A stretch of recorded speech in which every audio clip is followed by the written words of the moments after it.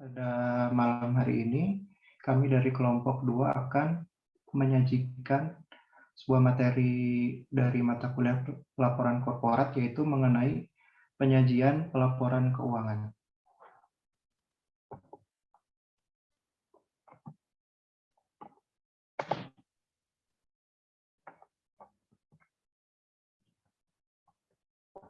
Ketentuan penyajian pelaporan keuangan. Tujuan pelaporan keuangan bertujuan umum berdasarkan kerangka konseptual pelaporan keuangan adalah untuk menyediakan informasi keuangan tentang entitas pelapor yang berguna untuk investor saat ini dan investor potensial, pemberi pinjaman, dan kreditor lainnya dalam membuat keputusan tentang penyediaan sumber daya kepada entitas. Laporan keuangan yang disusun untuk tujuan ini memenuhi kebutuhan bersama sebagian besar pemakai. Namun demikian, laporan keuangan bertujuan umum tidak didesain untuk menunjukkan nilai entitas pelapor, tetapi menyediakan informasi untuk membantu investor saat ini, investor potensial, pemberi pinjaman, dan kreditor lainnya dalam mengestimasi nilai entitas pelapor. Komponen laporan keuangan. Untuk mencapai tujuan pelaporan keuangan, laporan keuangan menyajikan informasi mengenai yaitu aset, liabilitas, ekuitas, pendapatan dan beban, termasuk keuntungan dan kerugian, kontribusi dari dan distribusi kepada pemilik dalam kapasitasnya sebagai pemilik, dan yang terakhir arus kas.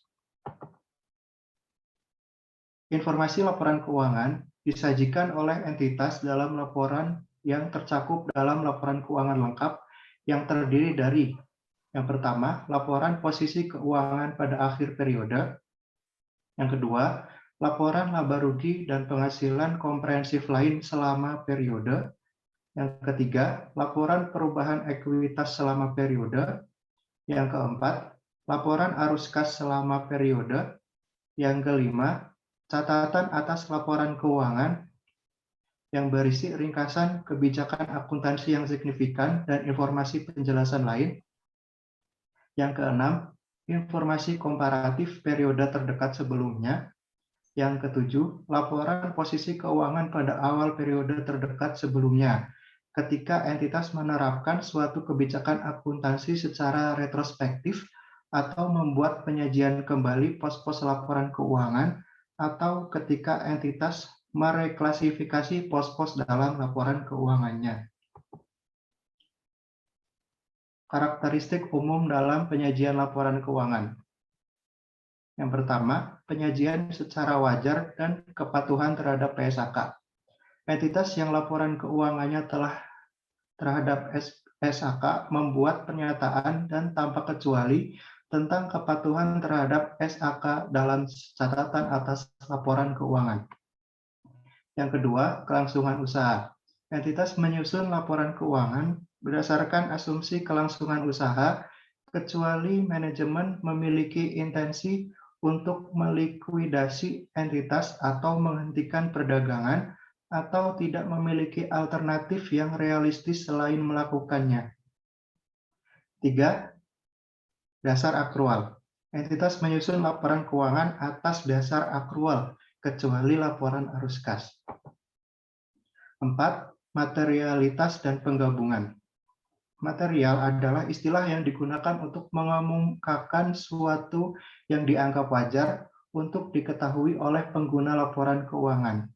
Informasi dianggap material apabila tidak disajikannya atau terdapat kesalahan dalam mencatat informasi tersebut, dapat mempengaruhi keputusan yang diambil.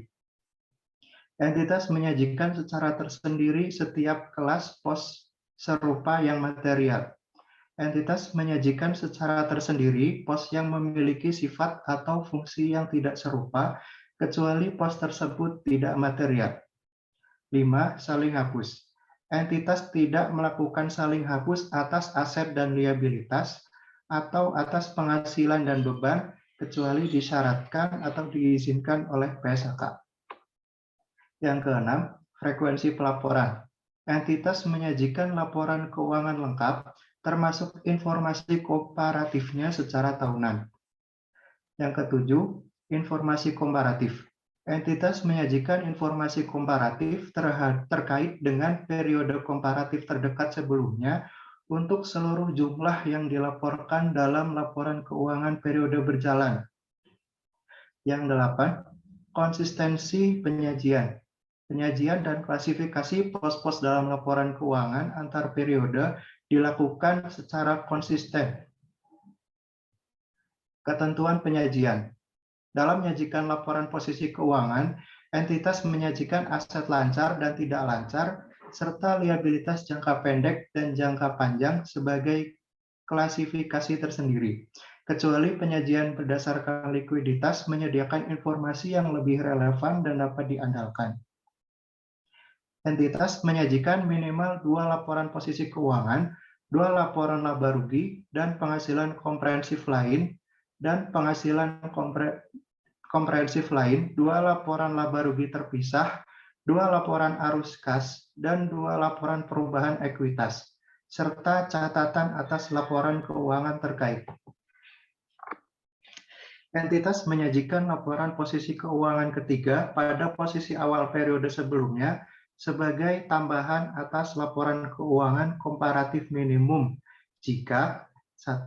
Entitas menerapkan kebijakan akuntansi secara retrospektif, membuat penyajian kembali retrospektif atas pos-pos dalam laporan keuangan atau reklasifikasi pos-pos dalam laporan keuangan.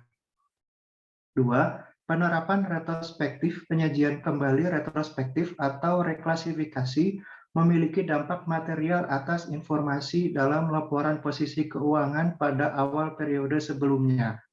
Entitas menyajikan 3 laporan posisi keuangan pada akhir periode berjalan, akhir periode sebelumnya, dan awal periode. Struktur laporan keuangan.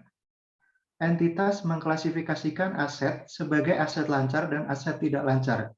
Suatu aset diklasifikasikan sebagai aset lancar apabila diharapkan dapat direalisasikan dengan menjual atau menggunakannya pada suatu siklus operasi normal atau dalam jangka waktu 12 bulan setelah pelaporan.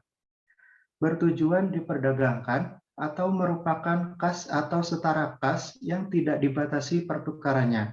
Aset yang tidak termasuk kategori tersebut diklasifikasikan sebagai aset tidak lancar. Begitu pula dengan liabilitas diklasifikasikan sebagai liabilitas jangka pendek dan liabilitas jangka panjang. Kebijakan akuntansi. Ketika suatu PSAK secara spesifik berlaku untuk suatu transaksi, peristiwa, atau kondisi lainnya, kebijakan akuntansi yang diterapkan untuk pos tersebut menggunakan PSAK yang bersangkutan dan mempertimbangkan panduan aplikasi PSAK yang relevan. Dalam hal tidak ada PSAK yang secara spesifik berlaku untuk transaksi, peristiwa, atau kondisi lainnya, maka manajemen menggunakan pertimbangan dalam mengembangkan dan menerapkan suatu kebijakan akuntansi. Dalam membuat pertimbangan tersebut, manajemen mengacu dan mempertimbangkan keterterapan dari sumber-sumber berikut ini sesuai dengan urutan menurun. 1. Persyaratan dan panduan dalam PSAK yang berhubungan dengan masalah serupa dan terkait. 2. Definisi, kriteria pengakuan, dan konsep pengukuran untuk aset, liabilitas, penghasilan, dan beban dalam kerangka dasar penyusunan dan penyajian laporan keuangan. Entitas dapat mengubah suatu kebijakan akuntansi hanya jika perubahan tersebut dipersyaratkan oleh PSAK atau menghasilkan laporan keuangan yang memberikan informasi yang andal dan lebih relevan tentang dampak transaksi, peristiwa, atau kondisi lainnya terhadap posisi keuangan, kinerja keuangan, atau arus kas entitas. Ketika perubahan kebijakan akuntansi diterapkan secara retrospektif, maka entitas menyesuaikan saldo awal setiap komponen ekuitas yang terpengaruh untuk periode sajian paling awal dan jumlah komparatif lainnya diungkapkan untuk setiap periode sajian seolah-olah kebijakan akuntansi baru tersebut sudah diterapkan sebelumnya. Estimasi akuntansi. Sebagai akibat dari ketidakpastian yang melekat dalam aktivitas bisnis, banyak unsur dalam laporan keuangan tidak dapat diukur dengan tepat, tetapi hanya dapat diestimasi. Estimasi melibatkan pertimbangan berdasarkan informasi terkini yang tersedia dan andal. Estimasi mungkin perlu direvisi jika terjadi perubahan keadaan yang menjadi dasar estimasi atau akibat informasi baru atau tambahan pengalaman. Dampak perubahan estimasi akuntansi diakui secara prospektif dalam laporan laba rugi dan penghasilan komprehensif lain pada periode perubahan jika dampak perubahan hanya pada periode itu, atau periode perubahan dan periode mendatang jika perubahan berdampak pada keduanya. Kesalahan periode sebelumnya. Kesalahan dapat timbul dalam pengakuan, pengukuran, penyajian, atau pengungkapan unsur-unsur laporan keuangan. Laporan keuangan tidak sesuai dengan PSAK jika mengandung kesalahan material atau tidak material yang disengaja atau mencapai suatu penyajian laporan posisi keuangan, kinerja keuangan, atau arus kas tertentu. Entitas mengoreksi kesalahan material periode lalu secara retrospektif pada laporan keuangan lengkap pertama yang diterbitkan setelah ditemukannya dengan menyajikan kembali jumlah komparatif untuk periode lalu sajian di mana kesalahan terjadi, atau jika kesalahan terjadi sebelum periode lalu, sajian paling awal menyajikan kembali saldo awal aset, liabilitas, dan ekuitas untuk periode lalu sajian paling awal sebelumnya. Mata uang fungsional dan penyajian. Entitas mempertimbangkan faktor berikut dalam menentukan mata uang fungsionalnya. 1. Mata uang yang paling mempengaruhi harga jual dan jasa, dan mata uang dari negara yang kekuatan persaingan dan peraturannya sebagian besar menentukan harga jual barang dan jasa entitas. 2. Mata uang yang paling mempengaruhi biaya tenaga kerja, bahan baku, dan biaya lain dari pengadaan barang atau jasa. Apabila perusahaan melakukan transaksi dengan menggunakan valuta asing, maka pada pengakuan awal, transaksi valuta asing dicatat dalam mata uang fungsional. Jumlah valuta asing dihitung ke dalam mata uang fungsional dengan kurs spot antara mata uang fungsional dengan valuta asing pada tanggal terjadinya transaksi. Namun, pada akhir setiap periode pelaporan, pos moneter valuta asing dijabarkan menggunakan kurs penutup. Pos non-moneter yang diukur dalam biaya historis pada valuta asing dijabarkan menggunakan kurs historis tanggal transaksi. Pos non-moneter yang diukur dalam nilai wajar dalam valuta asing dijabarkan menggunakan kurs pada tanggal ketika nilai wajar diukur, dan selisih kurs yang timbul pada penyelesaian pos moneter atau pada proses penjabaran pos moneter pada kurs yang berbeda dari kurs pada saat pos moneter tersebut diukur dijabarkan pada pengakuan awal selama periode atau pada periode laporan keuangan sebelumnya, diakui dalam laba rugi pada periode saat terjadinya. Pengungkapan pihak-pihak berelasi. Berdasarkan PSAK 7, pihak-pihak berelasi adalah orang atau entitas yang terkait dengan entitas yang menyiapkan laporan keuangannya, yaitu 1. Orang atau anggota keluarga dekatnya mempunyai relasi dengan entitas pelapor jika orang tersebut memiliki pengendalian atau pengendalian bersama atas entitas pelapor, memiliki pengaruh signifikan atas entitas pelapor, atau merupakan personil manajemen kunci entitas pelapor atau entitas induk dari entitas pelapor. 2. Suatu entitas berelasi dengan entitas pelapor jika memenuhi salah satu hal berikut. Entitas dan entitas pelapor adalah anggota dari kelompok usaha yang sama. 2. Satu entitas adalah entitas asosiasi atau ventura bersama dari entitas lain. Kedua entitas tersebut adalah ventura bersama dari pihak ketiga yang sama. Kemudian, satu entitas adalah ventura bersama dari entitas ketiga, dan entitas lain adalah entitas asosiasi dari entitas ketiga. Entitas tersebut adalah suatu program imbalan pasca kerja untuk imbalan kerja dari salah satu entitas pelapor atau entitas terkait dengan entitas pelapor. Entitas yang dikendalikan atau dikendalikan bersama oleh orang yang diidentifikasi sesuai dengan huruf A. Kemudian, orang yang diidentifikasi memiliki pengaruh signifikan atas entitas atau merupakan personil manajemen kunci entitas. Yang terakhir, entitas atau anggota dari kelompok, di mana entitas merupakan bagian dari kelompok tersebut.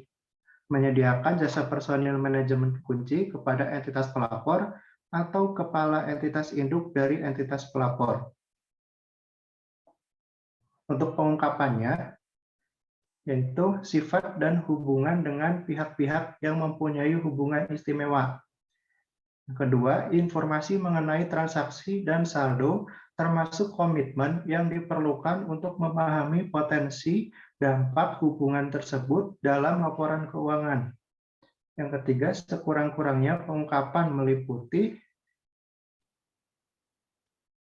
nilai transaksi, jumlah saldo, termasuk komitmen, penyisihan piutang ragu-ragu terkait dengan jumlah saldo tersebut, dan beban yang diakui selama periode dalam hal piutang ragu-ragu atau penghapusan piutang dari pihak-pihak yang mempunyai hubungan istimewa.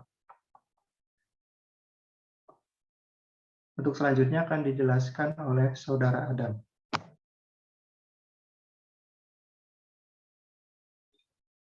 Ya, terima kasih Pak atas kesempatannya. Di sini saya akan menjelaskan lebih lanjut. Di sini ada laba per saham, yaitu PSLK 56. Laba per saham atau LPS banyak digunakan sebagai alat analisis keuangan. Secara sederhana, LPS merupakan rasio yang membagi nilai laba tahun berjalan dengan rata-rata tertimbang dari jumlah saham beredar. LPS dikaitkan dengan harga per saham atau price earning ratio, memberikan gambaran tentang kinerja perusahaan dibanding dengan uang yang ditanam pemilik perusahaan.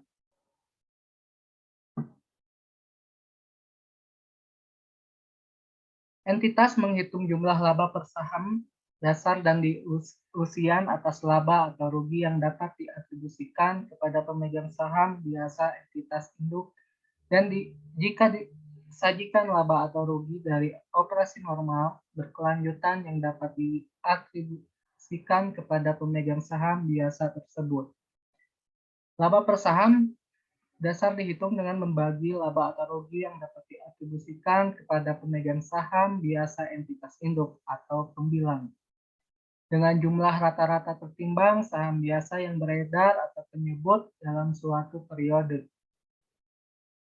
Untuk tujuan perhitungan laba per saham dilusian, entitas melakukan penyesuaian terhadap laba atau rugi yang dapat diatribusikan kepada pemegang saham.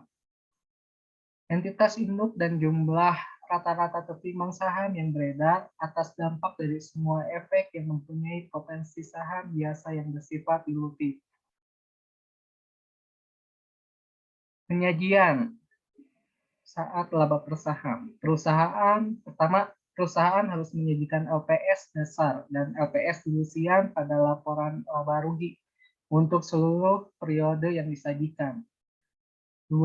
Penyajian LPS dasar dan dilusian harus tetap dilakukan meskipun jumlah negatif karena perusahaan menderita rugi atau rugi per saham.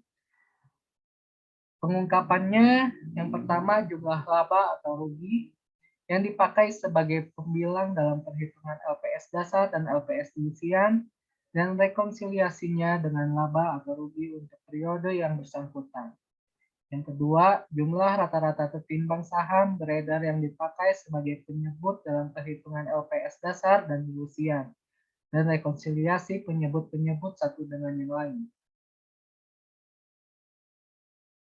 Peristiwa setelah periode pelaporan itu terdapat di PSAK 8. Peristiwa setelah periode pelaporan adalah peristiwa yang terjadi antara akhir periode pelaporan dan tanggal laporan keuangan diotorisasi untuk terbit, baik peristiwa yang menguntungkan atau tidak. Peristiwa tersebut dapat dibagi menjadi dua jenis, yaitu yang pertama, peristiwa yang memberikan bukti atas adanya kondisi pada akhir periode pelaporan atau perlu penyesuaian. Yang kedua, peristiwa yang mengindikasi timbulnya kondisi pada akhir periode pelaporan atau tidak perlu penyesuaian. Entitas menyesuaikan jumlah yang diakui dalam laporan keuangan untuk mencerminkan peristiwa menyesuai setelah periode pelaporan. Contohnya, ada penyelesaian kasus pengadilan setelah periode pelaporan yang memutuskan bahwa entitas memiliki kewajiban kini pada akhir periode pelaporan. Entitas menyesuaikan provisi yang terkait dengan kasus pengadilan tersebut sesuai dengan PSAK 57. Provisi, liabilitas, kontingensi, dan aset kontingensi atau mengakui provisi baru. Entitas tidak hanya mengungkapkan liabilitas kontingensi akibat dari keputusan pengadilan yang memberikan bukti tambahan untuk dipertimbangkan sesuai dengan PSAK 57 paragraf 16. Dan ada penentuan jumlah pembayaran bagi laba atau bonus setelah periode pelaporan. Jika entitas memiliki kewajiban hukum atau kewajiban konstruktif, kini pada akhir periode pelaporan untuk melakukan pembayaran sebagai akibat dari peristiwa setelah tanggal tersebut. Lihat di PSAK 24 tentang imbalan kerja. Entitas tidak menyesuaikan jumlah pengakuan dalam laporan keuangan untuk mencerminkan peristiwa non-penyesuai setelah periode pelaporan. Contohnya, penurunan nilai wajar investasi di antara akhir periode pelaporan dan tanggal laporan keuangan diotorisasi untuk terbit. Penurunan nilai wajar tersebut normalnya tidak terkait dengan kondisi investasi tersebut pada akhir periode pelaporan, namun mencerminkan keadaan yang timbul setelah peristiwa non-penyesuai setelah periode pelaporan yang berdampak material jika tidak diungkapkan akan mempengaruhi pengambilan keputusan dan penggunaan laporan keuangan. Sejalan dengan hal tersebut, entitas mengungkapkan informasi berikut untuk setiap kelompok peristiwa tersebut. Yang pertama, sifat peristiwa. 2. Estimasi atas dampak keuangan atau pernyataan bahwa estimasi tersebut tidak dapat dibuat. Berikut ini adalah contoh peristiwa non-penyesuai setelah periode pelaporan yang umumnya dibuat pengungkapan. Yang pertama, terdapat kombinasi bisnis signifikan setelah periode pelaporan, atau PSAK 22 tentang kombinasi bisnis mensyaratkan pengungkapan tertentu atas kasus tersebut, atau pelepasan entitas anak yang signifikan.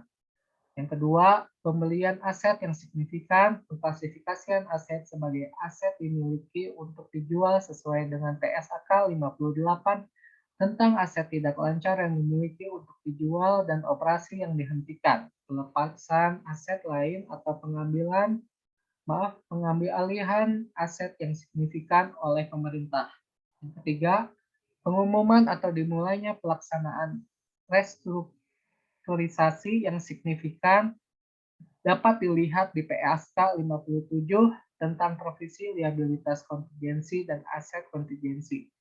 Yang keempat, transaksi saham biasa dan transaksi saham biasa potensial yang signifikan setelah periode pelaporan. PSAK 56 tentang laba per saham mensyaratkan entitas untuk mengungkapkan penjelasan transaksi tersebut. Selain transaksi yang melibatkan kapitalisasi saham atau penerbitan saham bonus, pemecahan saham atau sebaliknya disyaratkan untuk disesuaikan sesuai dengan PSAK 56.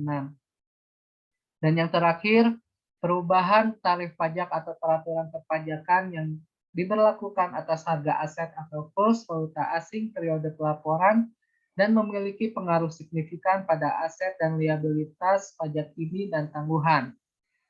Terdapat di PSAK 46 tentang pajak penghasilan. Ya, di sini ada PSAK 3 tentang laporan keuangan interim dan laporan keuangan interim dan pelaporan nilai yang terdapat di SAK 17. Di timelines yang merupakan unsur penting dalam pelaporan keuangan untuk dapat menyajikan informasi secara lebih tepat waktu, perusahaan dapat menyajikan laporan keuangan interim. Entitas diperbolehkan memilih menyusun laporan keuangan interim, informasi lebih sedikit dibandingkan dengan laporan keuangan tahunan. PSAK 3 mengatur mengenai pelaporan keuangan untuk laporan keuangan interim. Berdasarkan PSAK 3, tentang laporan keuangan interim dapat disajikan dalam bentuk laporan keuangan lengkap atau laporan keuangan ringkas. Periode interim merupakan suatu periode laporan keuangan yang lebih pendek dari 1 tahun buku penuh. Untuk perusahaan yang sahamnya tercatat pada bursa wajib menyampaikan laporan keuangan interim 3 bulanan atau yang disebut laporan keuangan kuartalan. Dalam laporan keuangan interim, minimum mencakup komponen berikut. Yang pertama, terdapat laporan posisi keuangan ringkas, 2. Laporan laba rugi, dan penghasilan komprehensif lain ringkas baik digabung maupun dipisah. Yang ketiga, laporan perubahan ekuitas ringkas, 4. Laporan arus kas ringkas, dan yang terakhir, terdapat catatan penjelasan tertentu. Jika entitas menerbitkan laporan keuangan lengkap dalam laporan keuangan interimnya, maka format dan isi laporan keuangan interim tersebut sesuai dengan persyaratan PSAK 1 tentang penyajian laporan keuangan. Entitas menerapkan kebijakan akuntansi yang sama dalam laporan keuangan interim, sebagaimana yang diterapkan dalam laporan keuangan tahunan, kecuali untuk perubahan kebijakan akuntansi yang dilakukan setelah tanggal laporan keuangan tahunan terkini yang akan tercermin dalam laporan keuangan tahunan berikutnya. Namun, frekuensi pelaporan entitas atau tahunan, semesteran, atau kuartalan tidak mempengaruhi pengukuran hasil tahunannya. Untuk mencapai tujuan tersebut, pengukuran untuk tujuan pelaporan interim dibuat atas dasar awal tahun buku sampai tanggal pelaporan. Yang terakhir, terdapat pelaporan keuangan dalam ekonomi hiperinflasi yang terdapat di PSAK 63 dan penerapan pendekatan penyajian kembali yang terdapat di ISAK 19. Interpretasi ini memberikan panduan bagaimana menerapkan persyaratan PSAK 63 tentang pelaporan keuangan dalam ekonomi hiperinflasi dalam suatu periode pelaporan saat entitas mengidentifikasi keberadaan hiperinflasi dalam ekonomi mata uang fungsional ketika ekonomi bukan hiperinflasi pada periode sebelumnya, dan entitas menyajikan kembali laporan keuangan yang sesuai dengan PSAK 63. Pertanyaan yang ditunjukkan dalam interpretasi ini adalah yang pertama, bagaimana persyaratan disajikan dalam unit pengukuran kini pada akhir periode pelaporan di PSAK 63.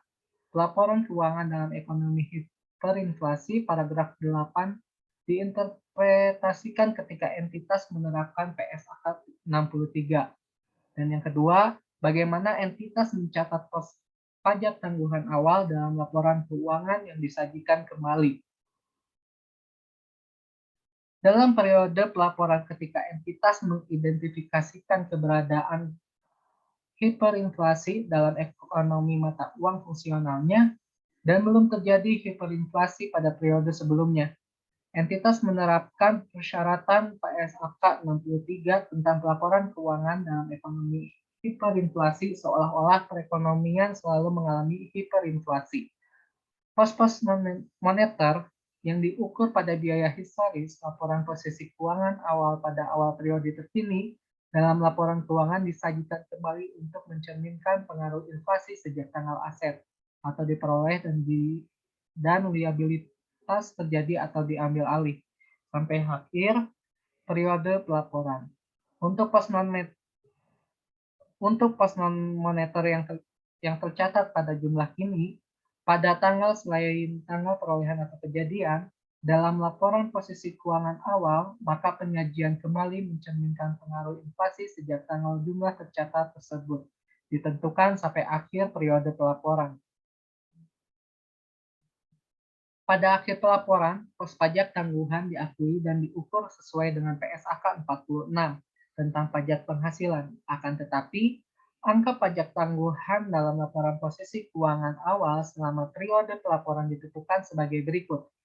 Yang pertama, entitas pengukur kembali pos pajak tangguhan sesuai dengan PSAK 46 setelah entitas telah menyajikan kembali jumlah tercatat nominal pos moneter pada tanggal laporan posisi keuangan awal periode pelaporan dengan menggunakan unit pengukuran pada tanggal tersebut. Yang kedua, pos pajak tangguhan yang diukur kembali sesuai dengan huruf A disajikan kembali atas perubahan unit pengukuran sejak tanggal laporan posisi keuangan awal periode pelaporan hingga akhir periode pelaporan. Entitas menerapkan pendekatan di huruf A dan B dalam menyajikan kembali pos pajak tangguhan dalam laporan posisi keuangan awal periode sajian komparatif dalam laporan keuangan yang disajikan kembali selama periode pelaporan ketika entitas menerapkan PSAK 63 tentang pelaporan keuangan dalam ekonomi hiperinflasi.